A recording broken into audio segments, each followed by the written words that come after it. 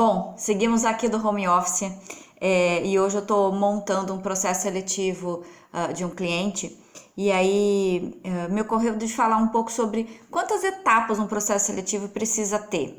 Né? Algumas pessoas às vezes também perguntam isso, né? Assim, qual a quantidade adequada de etapas?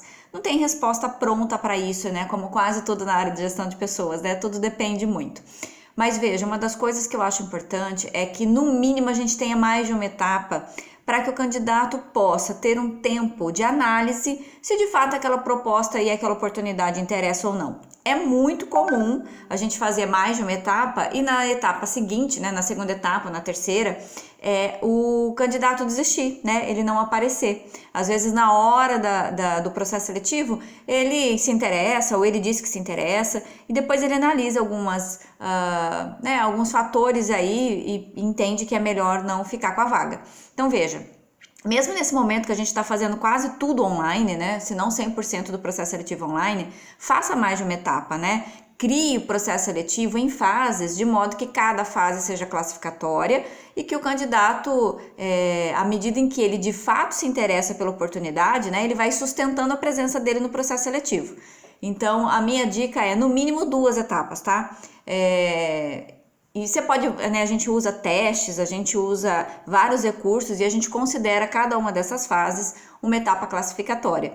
E aí os candidatos, de fato, né, a gente de repente começa um processo seletivo com 10 pessoas, a gente chega lá no final às vezes com 2, o que não é um problema, né, a gente repete, é muito melhor, gente, entende isso? O candidato desistir durante o processo seletivo do que desistir depois de aprovado, né? Por exemplo, nós tivemos hoje uma situação dessa, né, uma candidata que foi aprovada no processo seletivo, um processo seletivo de várias etapas, inclusive. Mas ela teve uma contingência específica na vida dela no final de semana e hoje, que seria o dia dela começar o trabalho, ela mandou uma informação, né, uma mensagem pra gente avisando que ela ia declinar da proposta. Isso não é legal, né? Isso desgasta a gente, desgasta o cliente. Mas enfim, isso faz parte, isso acontece. Só reforça a necessidade, a importância de mantermos várias etapas no processo seletivo. Se não dá várias etapas, no mínimo 2. Entenda uma coisa, várias etapas não significa que o processo precisa ser moroso, tá? Nós, por exemplo, fazemos um processo de seleção de vendas com 5 etapas e a gente consegue fazer isso em 2 dias e meio, tá? Então depende muito de como você monta a dinâmica do processo. Chama processo seletivo, não é à toa, né? Porque ele tem um processo a ser seguido. Você pode montar o processo de forma que ele seja assertivo e ágil, garantindo assim esse tempo, né? Oferecendo esse tempo para os candidatos, ok?